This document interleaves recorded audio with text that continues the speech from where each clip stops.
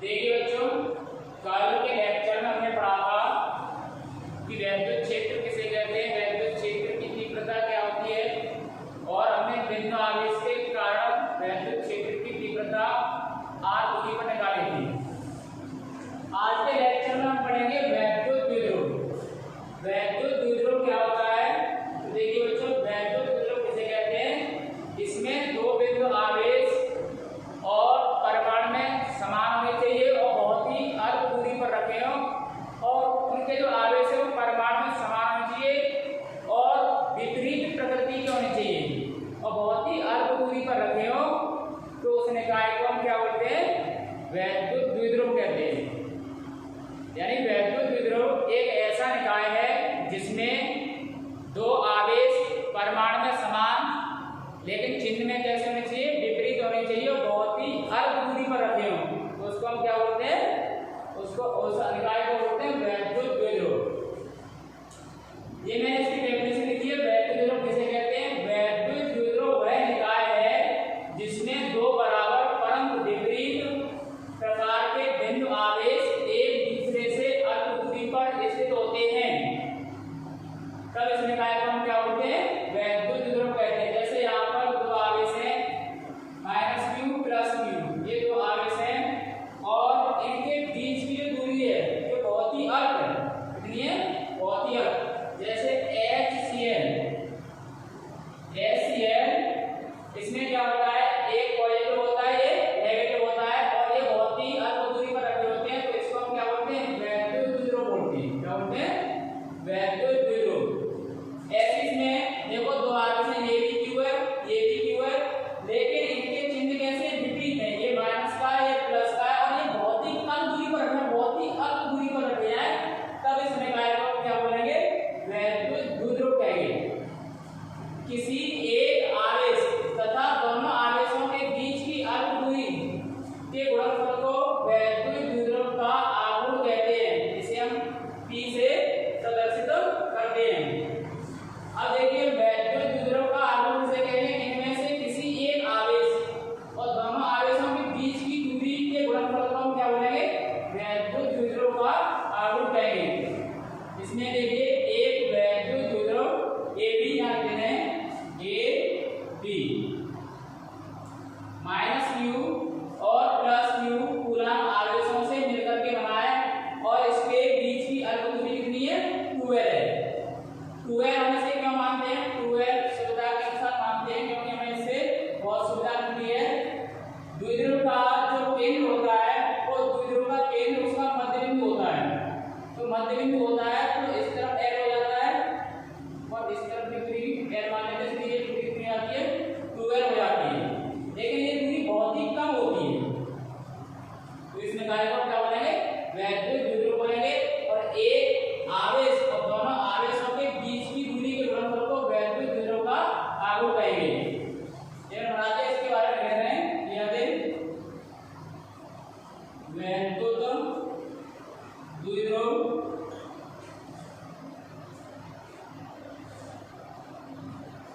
-q तथा +q आवेशों से मिलकर बना है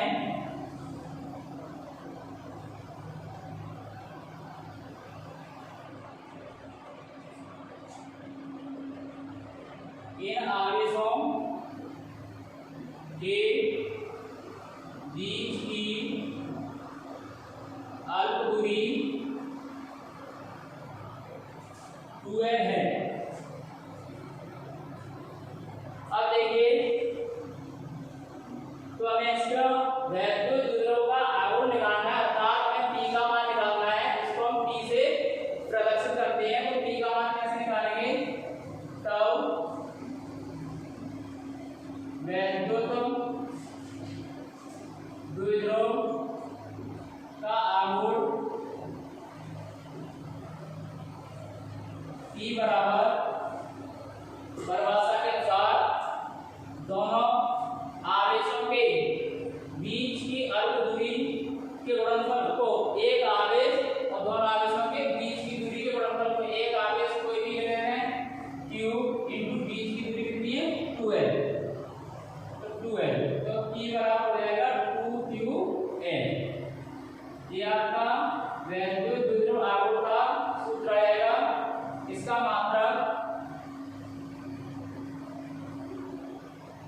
देखिए मात्रा कैसे निकालेंगे। ये कूलम यानी कि ये आवेश है और ये लंबाई है, तो आवेश इंटू लंबाई, आवेश का मात्रक लिखेंगे क्या होता है कूलम,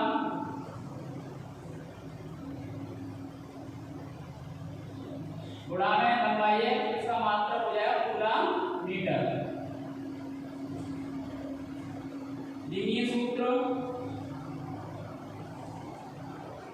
ध्यान से देखिए, ये Q यानी आवेश की विमा AT होती है और फिर लंबाई की विमा L होती है, तो इसकी विमा हो जाएगी LTA।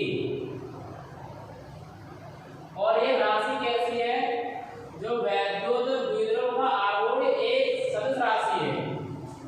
कौन सी राशि है, सदिश। वैद्युत द्विध्रुव का आघूर्ण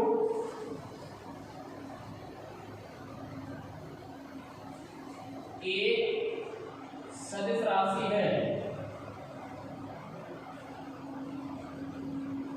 अब देखिए बेटा, ये जब सदिश राशि है तो इसकी दिशा भी होगी, इसकी दिशा क्या होगी, इस P की, तो इस P की दिशा ऋण आवेश से धन आवेश की ओर होगी तथा इसकी दिशा ऋण आवेश से धनावेश की ओर होती है।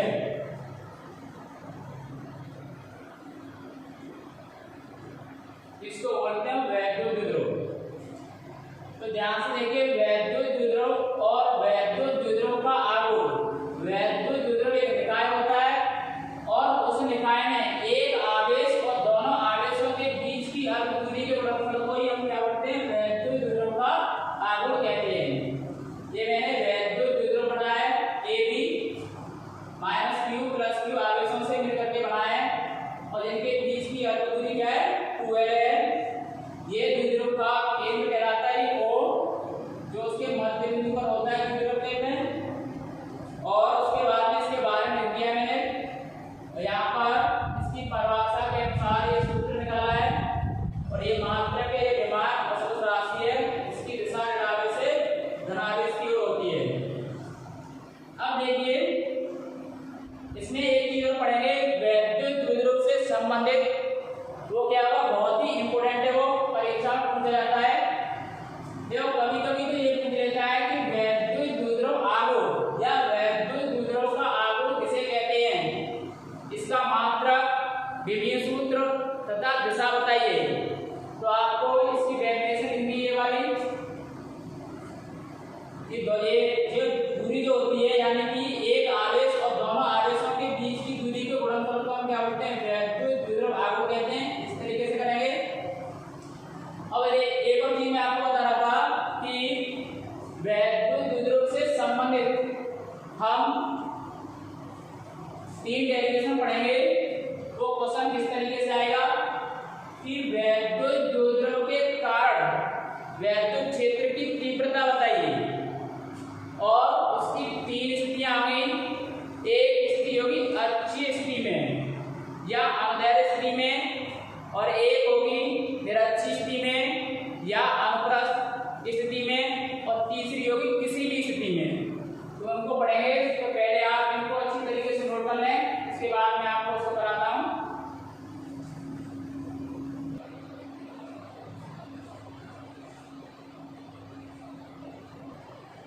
देखिए बेटा, अब पढ़ेंगे वैद्युत द्विध्रुव के कारण उत्पन्न वैद्युत क्षेत्र की तीव्रता। वैद्युत द्विध्रुव के बारे में अभी मैंने आपको बताया था और ये क्वेश्चन बहुत ही इंपोर्टेंट है। ये परीक्षा में ये क्वेश्चन किस प्रकार आता है, वैद्युत द्विध्रुव के कारण वैद्युत क्षेत्र की तीव्रता अच्छी स्थिति में ऐसे लेकर के आएगा या अनुदैर्घ्य स्थिति में याद कीजिए या उसका व्यंजक स्थापित कीजिए। यह आएगा वैद्युत द्विध्रुव के कारण निरक्षीय स्थिति में या अनुप्रस्थ स्थिति में वैद्युत क्षेत्र की तीव्रता का व्यंजक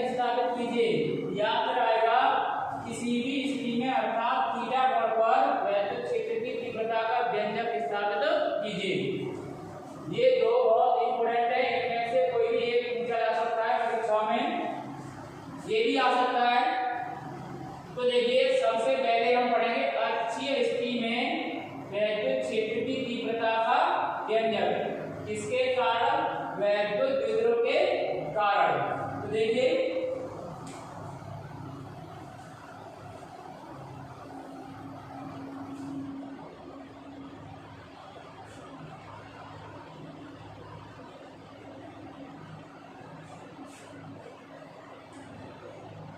अच्छी स्थिति में पढ़ेंगे।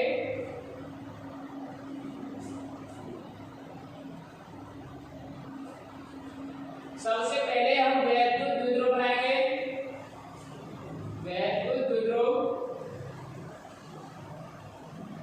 ये एक वैद्युत द्विध्रुव है।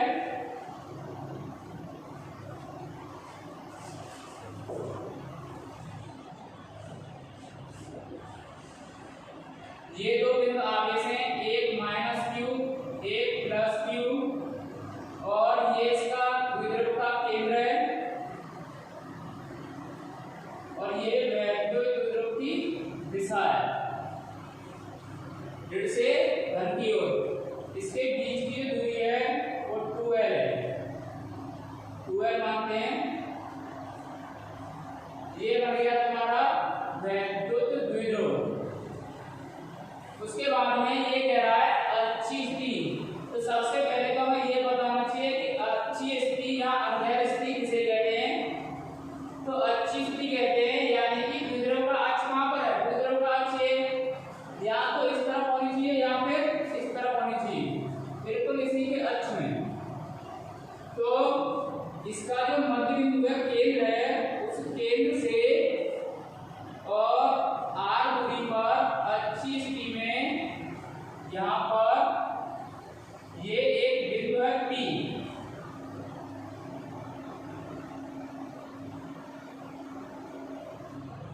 यहाँ पर हमें वैद्युत क्षेत्र की तीव्रता ज्ञात करनी है। इसको बोलते हैं हम अच्छी स्थिति। अच्छी स्थिति एक बार और समझ लीजिए, यानी द्विध्रुव के अक्ष की ओर, या तो इस तरफ या फिर इस तरफ, ये अच्छी स्थिति होती है। तो हमने और जो दूरी ली जाती है वो उसके केंद्र से ली जाती है। द्विध्रुव के केंद्र से हम मध्य बिंदु से इसमें r दूरी पर यहाँ से लेकर के यहाँ तक r दूरी है और यहाँ पर बिंदु P है जहाँ पर हमें वैद्युत क्षेत्र की तीव्रता ज्ञात करनी है। तो देखिए कैसे करेंगे। सबसे पहले तो आप इसके बारे में लिखेंगे कि माना एक वैद्युत द्विध्रुव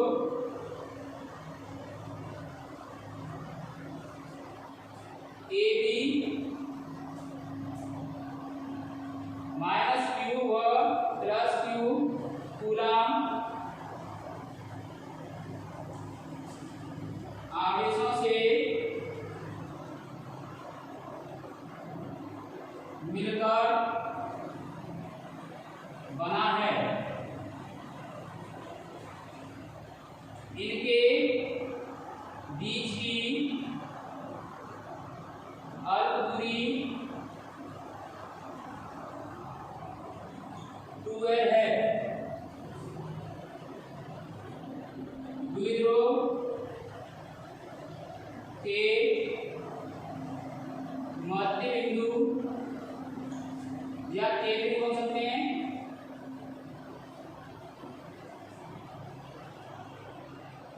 से स्मॉल r दूरी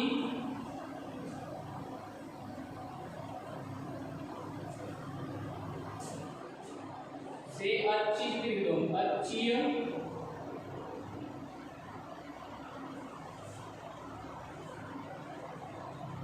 स्थिति में स्मॉल r दूरी पर एक बिंदु P है जहां हमें वैद्युत क्षेत्र की तीव्रता ज्ञात करनी है।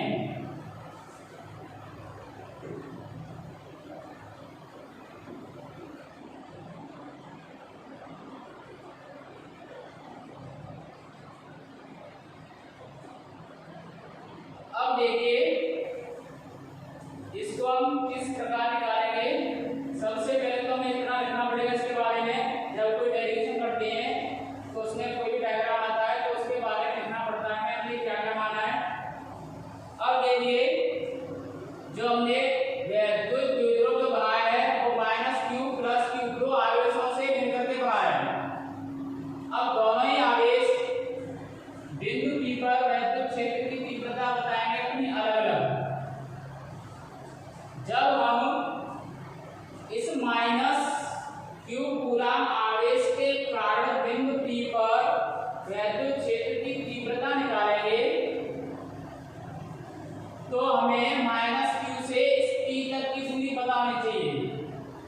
अब देखिए यहाँ से -q से और ये P तक की जो दूरी है वो कितनी होगी वो निकालेंगे। तो ध्यान से देखिए यहाँ से लेकर के यहाँ तक की दूरी तो r है। अब हमें ये दूरी होनी चाहिए, ये टोटल दूरी कितनी होती है 12 मानते हैं अपनी सुविधा के अनुसार। तो ये इसका वो मध्य बिंदु है। जब ये 12 है तो यहाँ से लेकर के यहाँ तक ये l हो जाएगी, ये भी l हो जाएगी, यानी यहाँ से यहाँ तक ये l हो जाएगी और यहाँ से यहाँ तक भी l हो जाएगी। अब देखिए कि यहाँ से लेकर के -q आवेश से P तक की दूरी कितनी आएगी, r ये l ये टोटल कितनी आएगी r + l हो जाएगी।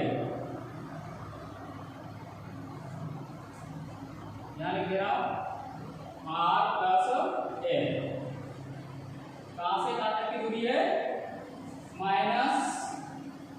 -q आवेश से P तक की दूरी है। उसके बाद में जब +q आवेश के कारण बिंदु P पर वैद्युत क्षेत्र की तीव्रता ज्ञात करेंगे तो हमें +q आवेश से P तक की दूरी पता होनी चाहिए। तो यहाँ से यहाँ तक की दूरी निकालेंगे। तो ध्यान से देखिए यहाँ से लेकर के यहाँ तक की जो दूरी है वो r है, तो हमें चाहिए यहाँ से लेकर के यहाँ तक की। अब देखिए यहाँ से लेकर के यहाँ तक की दूरी कितनी है, l है, तो ये कितनी हो जाएगी r - l। अब हमको दूरी पता चल गई है और इनके आवेशों की मान दे रखे, आराम से वैद्युत क्षेत्र की तीव्रता ज्ञात कर सकते हैं। तो हम लिख देंगे -q कूलम आवेश से बिंदु P की दूरी कितनी है r + l।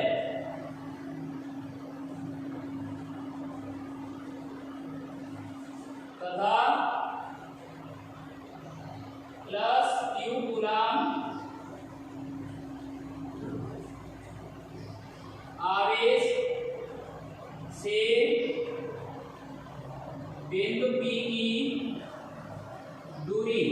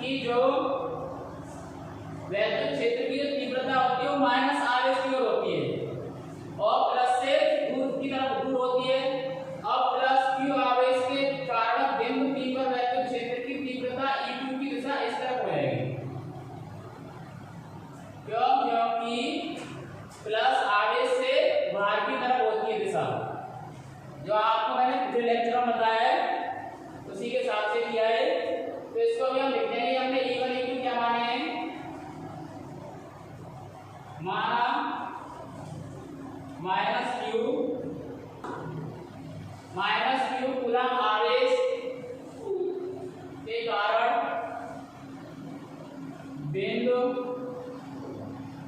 P पर वैद्युत क्षेत्र की तीव्रता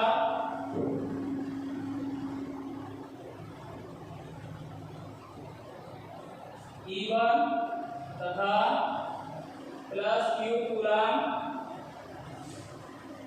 आवेश के कारण बिंदु P पर वैद्युत क्षेत्र की तीव्रता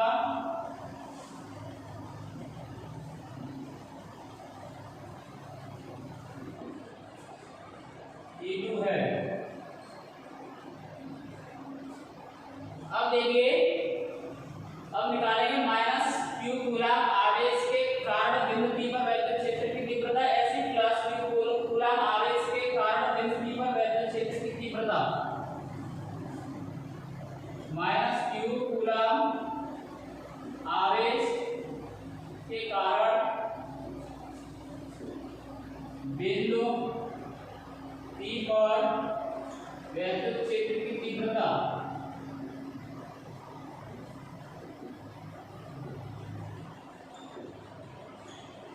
E1 मानिए तो E1 बराबर 1/4 पाई एप्सिलॉन 0 K।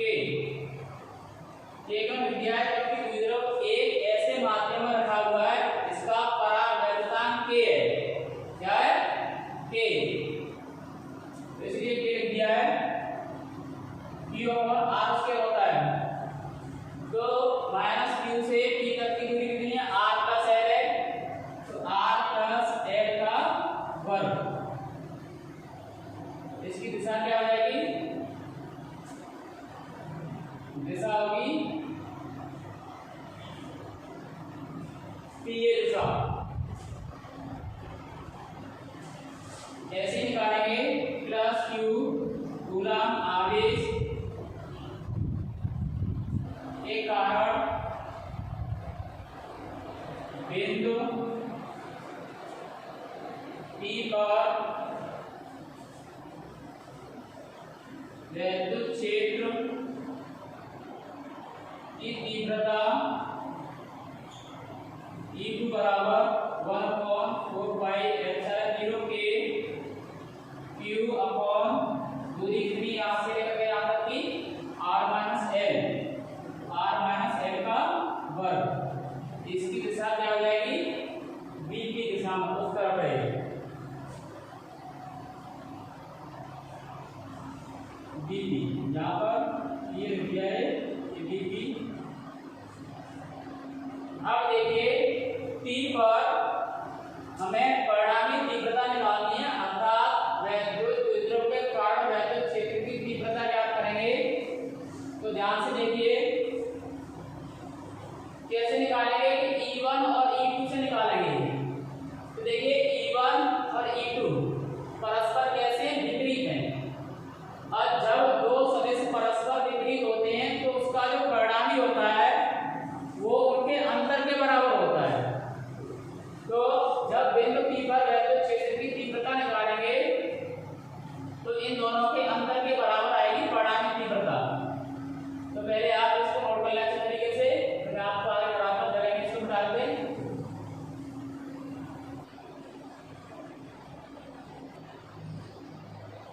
E1 व E2 परस्पर विपरीत हैं, इसलिए बिंदु P पर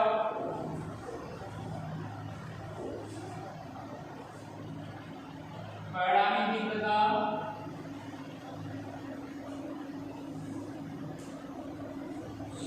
E के अंतर के बराबर होगी, यानी E बराबर। अब अंतर कैसे निकालेंगे? तो बड़ी तीव्रता में से छोटी तीव्रता घटाएंगे। तो बड़ी तीव्रता कौन सी है? अब इन दोनों में देखी जाए तो इसमें E1 बड़ा है या E2 बड़ा है? तो ध्यान से देखिए ये मान और ये मान सेम है, और Q ये भी है, केवल इन दोनों का अंतर है। ये जो मान है ये बड़ा है और ये कैसा है? छोटा है। जब इसका भाग लगेगा बड़ी संख्या से भाग देंगे तो भागफल छोटा आएगा, और छोटी संख्या से भाग देंगे तो भागफल कैसा आएगा, बड़ा आएगा। तो ये छोटी है ये बड़ी है, तो अर्थात E2 बड़ा हो जाएगा E1 से, तो E2 माइनस E1, ठीक है। तो E बराबर 1/4 के Q upon R minus L का वर्ग माइनस 1/4 के Q upon R plus L का वर्ग। उसके बाद में इसको सॉल्व करते हैं तो E बराबर यहाँ से कॉमन आ रहा है 1/4 के और एक Q आ रहा है, Q कॉमन लेंगे क्या बचेगा 1/R माइनस L का वर्ग माइनस 1/R प्लस L का वर्ग, ये बचेगा। इसका अब एलसीएम लेंगे, एलसीएम लेके सॉल्व करेंगे। तो पहले इसको नोट कर लो इस तरीके से, और ऊपर आपने दिया हुआ इसको मैं मिटा दे रहा हूँ।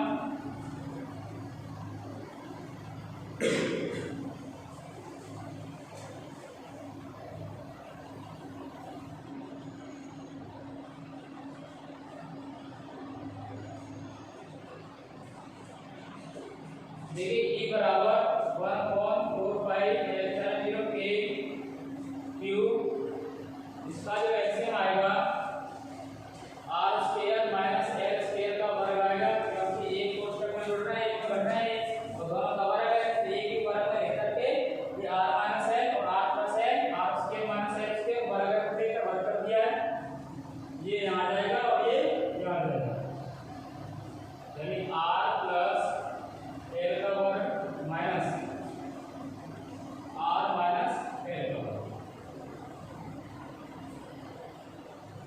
E बराबर 1/4 के Q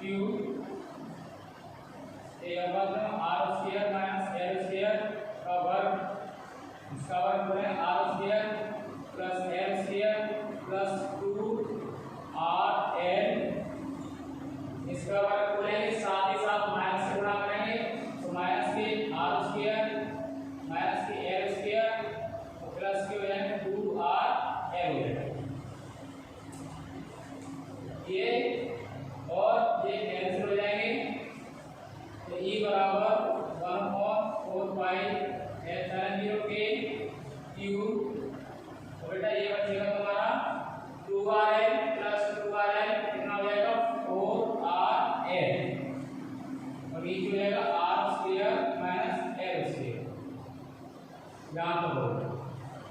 उसके बाद में हम निकाल रहे हैं वैद्युत द्विध्रुव के द्वारा, वैद्युत द्विध्रुव के कारण अच्छी स्थिति में वैद्युत क्षेत्र की तीव्रता, तो इसमें इस डेरिवेशन में वैद्युत द्विध्रुव आगे आना चाहिए, अर्थात P आना चाहिए, इसमें P कहीं है नहीं अभी, तो हमें ये इसको डेरिवेशन को P में प्रदर्शन करना है।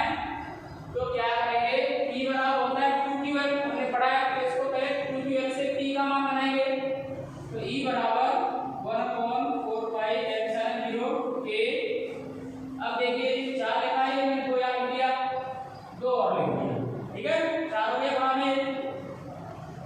उसके बाद Q और ये L और बचा R मैंने यहाँ लिख दिया upon R square minus L square का वर्ग। अब देखिए 2QL किसका मान होता है, P का होता है, तो E बराबर हो जाएगा 1/4 के 2, और ये मान P का हो जाएगा P into R upon R square minus L square का वर्ग, ठीक है, देना चूंकि 2QL बराबर P, ये दिया है। उसके बाद में अब देखिए जो वैद्युत द्विध्रुव में जो दूरी होती है दोनों आवेशों की बीच की दूरी 2L को बहुत ही अल्प होती है, बहुत ही कम होती है, ये वाली दूरी यहाँ से लेकर के यहाँ तक, और उस दूरी का आधा L और भी कम हो जाएगा, तो यहाँ पर जो L आया है वो और कम हो जाएगा, वर्ग करेंगे तो और कम हो जाएगा, तो R की तुलना में L बहुत छोटी राशि है, इसलिए इसको छोड़ दिया जाता है। योग में जो आता है, योग में अंतर में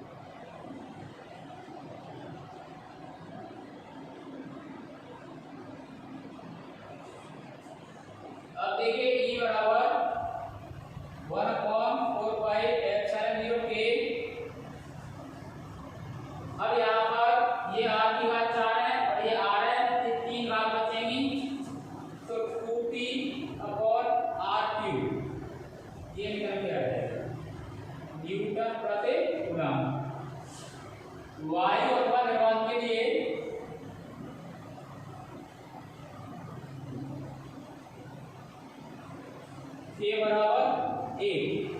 तो E बराबर हो जाएगा 1/4 एप्सिलॉन 0 2p अपॉन r2।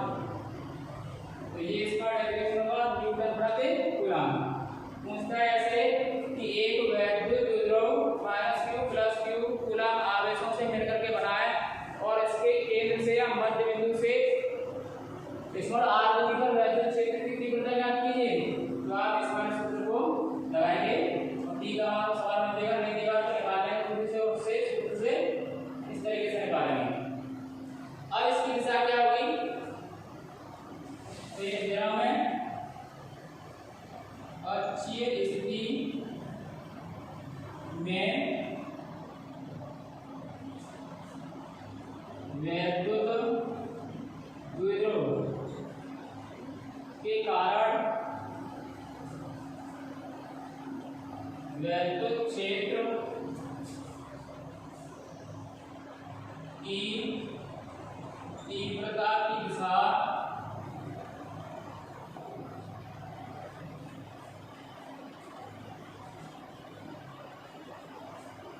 ऋणावेश से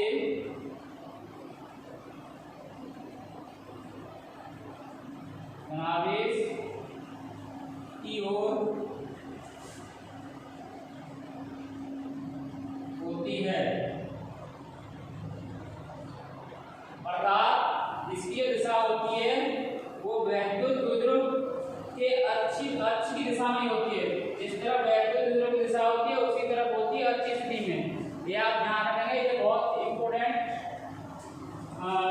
क्वेश्चन बनता है इसका। एक ये कंपटीशन एग्जाम दिया जाता है उसमें कंपटीशन में कि अक्षीय स्थिति में वैद्युत द्विध्रुव के कारण वैद्युत क्षेत्र की तीव्रता आती है उसकी दिशा कैसे होती है। तो ऑप्शन दिया हुआ ऋणावेश से धनावेश की ओर, तो आप उसमें सही लगाएंगे। या दिया हुआ द्विध्रुव की दिशा में, तो वो भी सही हो जाएगा क्योंकि द्विध्रुव की दिशा भी ऋणावेश से धनावेश की ओर होती है। आप इसको अच्छे तरीके से समझ लें और ये बहुत इंपॉर्टेंट है। मैं आपको आगे इसको लिखने के बाद में आप लिख लीजिए और आपको दूसरा भी बताता हूँ अक्षीय स्थिति में। अब देखिए दूसरी कंडीशन हम पढ़ेंगे निरक्षीय स्थिति में। निरक्षीय स्थिति या अनुप्रस्थ स्थिति। तो सबसे पहले हमें यह पता होना चाहिए कि निरक्षीय स्थिति किसे कहते हैं। तो देखिए सबसे पहले वैद्युत द्विध्रुव निकाल लेंगे।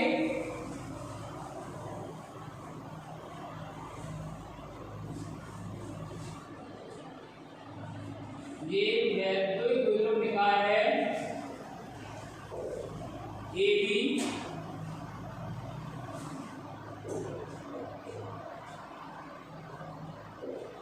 ये द्विध्रुव का केंद्र मध्य बिंदु और इसकी जो दूरी होती है बीच की दूरी 2l होती है।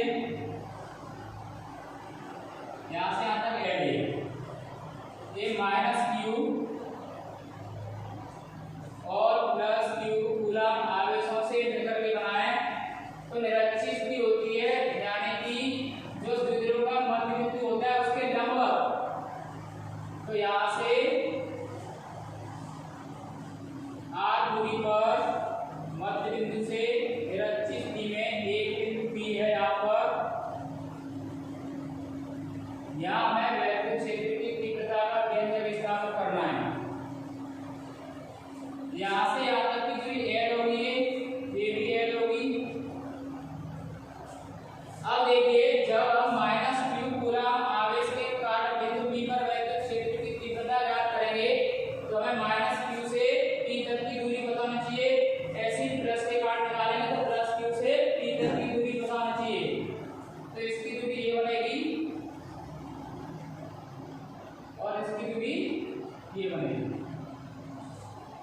अब देखिए ये यहां से लेकर यहाँ तक की दूरी कितनी होगी। तो आप देखिए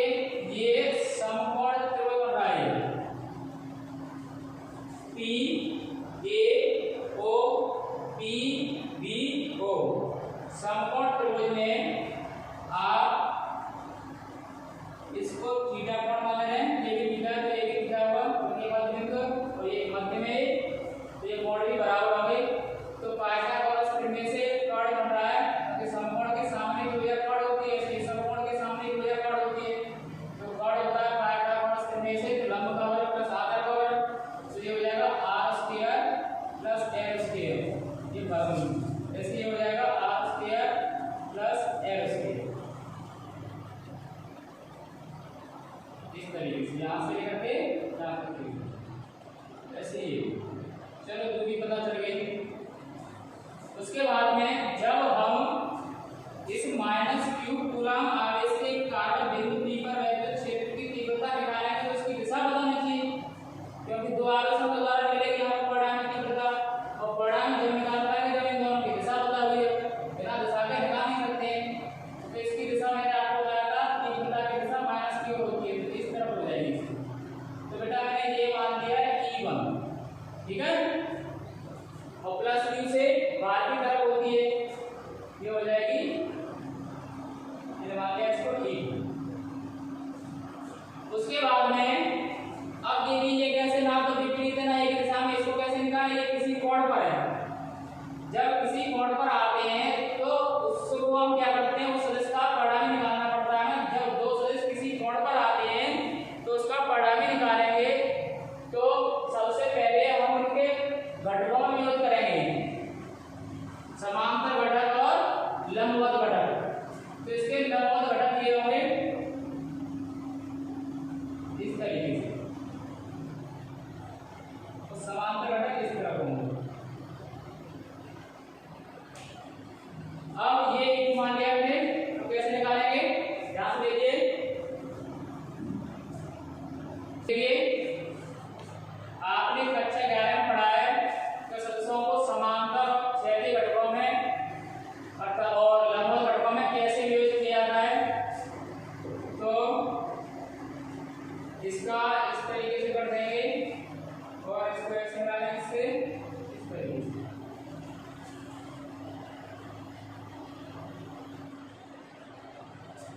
ध्यान से देखिए, जब ये कोण थीटा तो ये भी कोण थीटा होगा और ये भी कोण थीटा होगा, ठीक है। इसके बाद में ये निकालना है हमें इसका E2 का लंबवत घटक, तो ये होगा E2 sin थीटा। आपको पता होगा इसलिए 90 माइनस थीटा से cos थीटा बराबर r/8 से हो जाएगा, ये ऐसे ही हो जाएगा। इसको निकालेंगे तो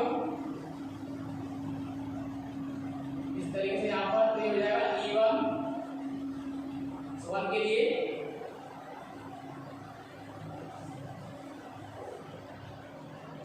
E1 sin थीटा, ठीक है।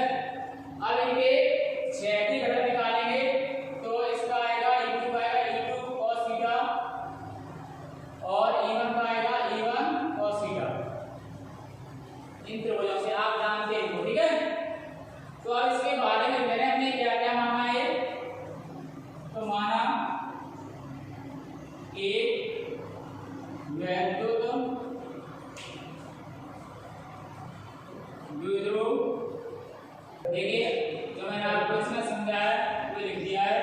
माना एक वैद्युत द्विध्रुव AB -q व +q कूलम्ब आवेशों से मिलकर बना है। द्विध्रुव एक ऐसे माध्यम में रखा है जिसका परावैद्युतांक k है। इन आवेशों के बीच की अल्प दूरी 2l है, यहाँ से यहाँ तक, और द्विध्रुव के मध्य बिंदु O से इस पर r दूरी पर निरक्षी स्थिति में एक बिंदु D है जहाँ हमें वैद्युत क्षेत्र की तीव्रता ज्ञात करनी है, यानी यहाँ पर ये निकालना है। तो इस E की परिणामी की तीव्रता इस तरीके से इस दिशा में होगी। तो देखिए, तो सबसे पहले निकालना है -q कूलम्ब आवेश के कारण बिंदु P पर वैद्युत क्षेत्र की तीव्रता।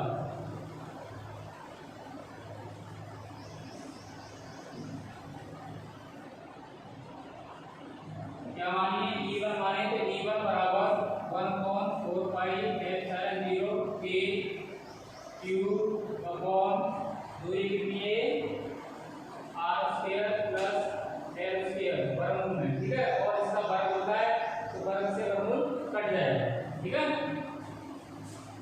ऐसे ही प्लस q कूलम आवेश के कारण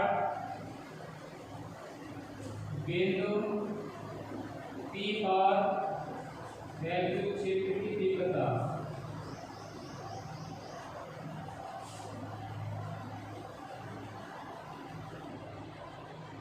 E2 बराबर E2 मानिए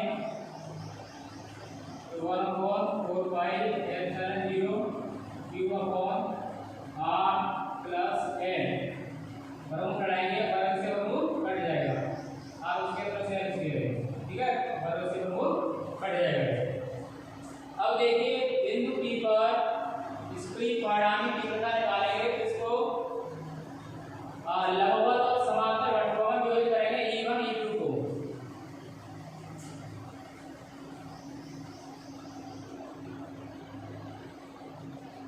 बिंदु P पर परिणामी तीव्रता ज्ञात करने के लिए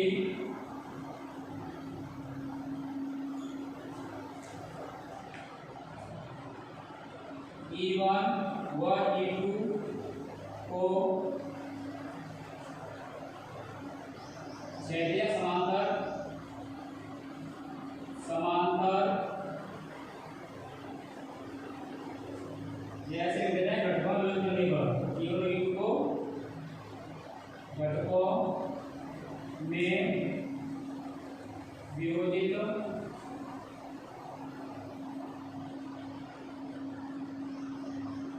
करने पर, ठीक है। तो इसके क्षैतिज घटक होंगे या समांतर घटक होंगे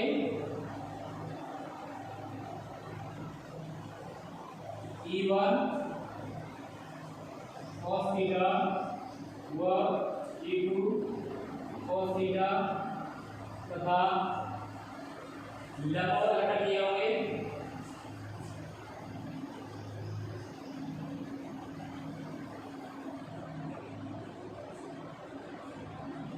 E1 sin थीटा व E2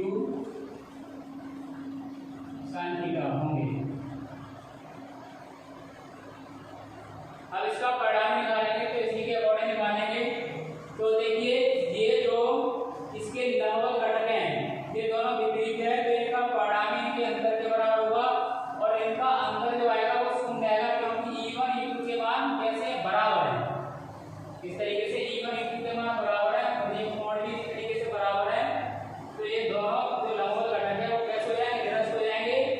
और इसके जो समांतर घटक है वो एक ही दिशा में होने के कारण ये जुड़ जाएंगे, अर्थात इसकी जो परिणामी तीव्रता आएगी वो इन दोनों के योगफल के बराबर आएगी, ये निरस्त हो जाएगी, क्योंकि ये दोनों सदस्य कैसे हैं, विपरीत है, अर्थात ये दोनों घटक कैसे हैं, विपरीत है। तो इस बात को मैं लिख दे रहा हूं E1 sin थीटा व E2 sin थीटा लंबवत घटक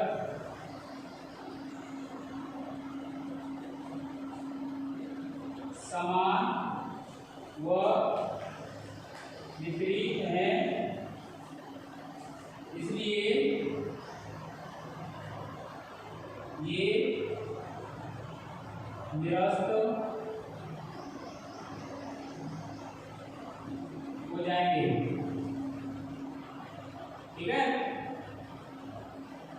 अब परिणामी तीव्रता आएगी तो इन दोनों को योगफल के बराबर आएगी, तो पहले आप इसको इस तरीके से नोट कर लें, आगे मैं इसको कराता हूं।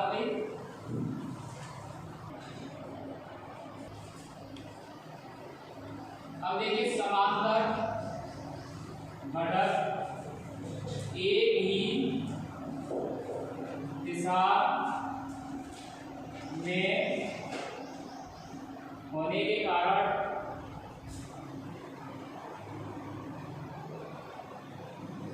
जुड़ जाएंगे,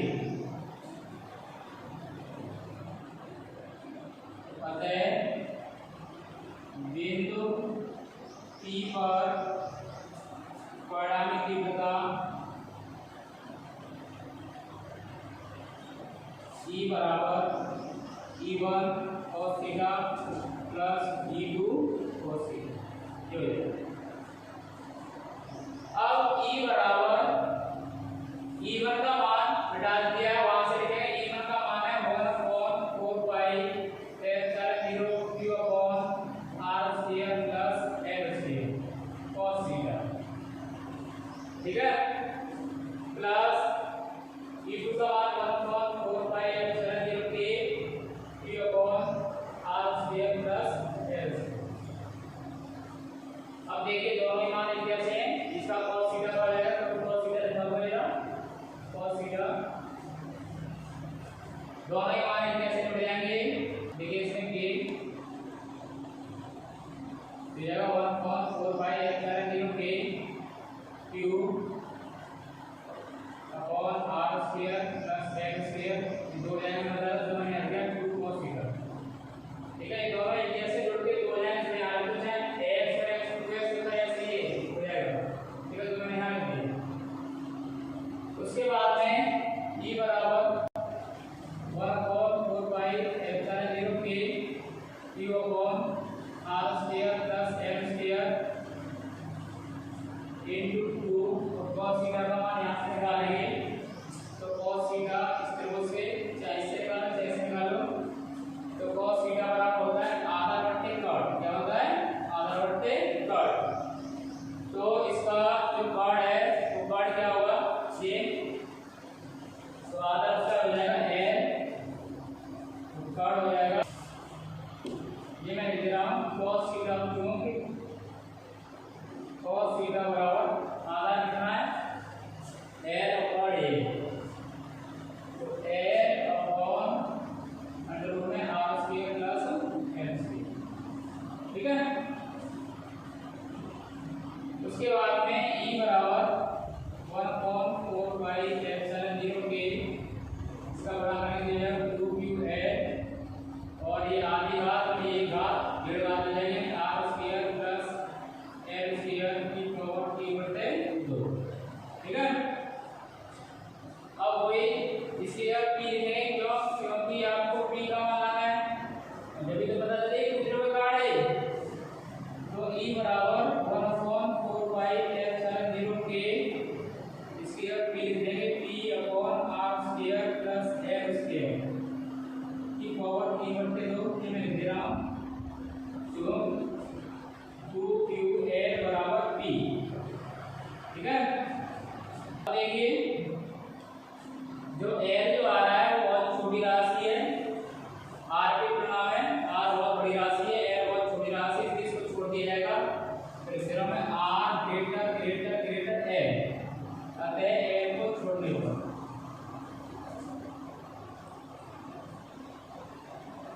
जोड़ेंगे तो E बराबर हो जाएगा 1/4 पाई एप्सिलॉन 0 P अपॉन ये R स्क्वायर की पावर 3/2 हो जाएगा ये, ठीक है। इससे कैंसिल हो जाएगा, ये आपने नोट कर लिया होगा, नोट कर लीजिए, इसको मैं डाल रहा हूँ, तो देखिए ध्यान से,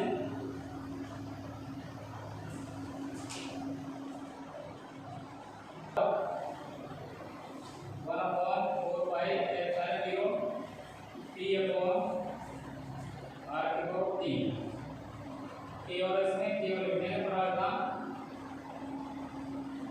वायु पर बात करिए,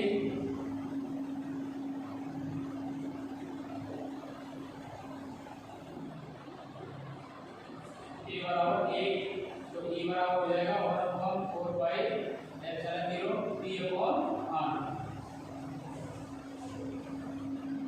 न्यूटन प्रति कूलम। ये हो गया हमारा इलेक्ट्रिसिटी में। अच्छी स्थिति में केवल एक अंतर आता है, यहाँ पर दो आता है, इसमें दो नहीं आता गुणांक करने के लिए। और इसकी दिशा का भी